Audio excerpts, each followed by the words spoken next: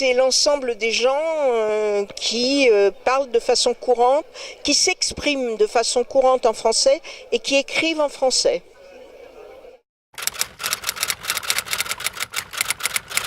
Moi, mon sentiment par rapport à la Grèce, c'est un pays que j'aime énormément.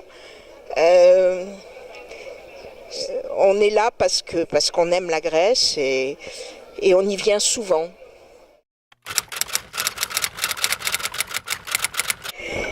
C'est pas de ma génération, les réseaux sociaux. Alors, les réseaux sociaux changent complètement notre culture, vont changer complètement notre culture. C'est pas ma génération qui va le faire. Moi, personnellement, j'utilise massivement Internet dans ma documentation. C'est très très important et ça facilite énormément mon travail car par Internet j'ai accès à une flopée, à une quantité énorme de documents qui auparavant étaient publics mais dans des endroits dispersés dans le monde et pour les trouver c'était très compliqué.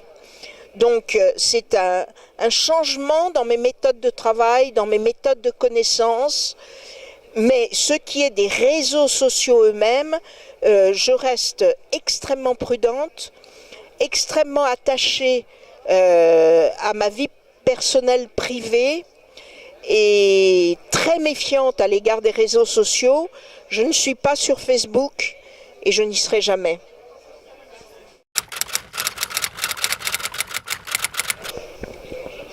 Oui, c'est ça le drame, c'est que quand on a fini un roman, on envisage d'en faire un autre. Donc c'est une vie de travail un peu intense et toujours renouvelée.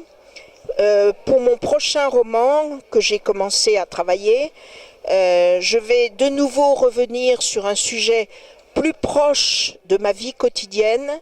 Je vais faire un roman sur la vie des banlieues parisiennes.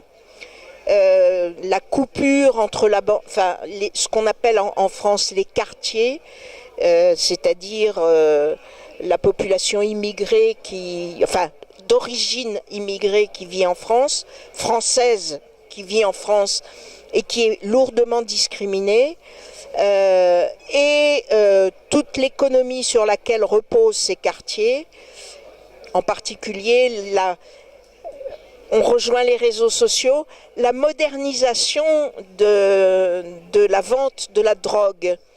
Aujourd'hui, on a de plus en plus une ubérisation de la vente de la drogue, livraison à domicile, commande sur Internet, etc.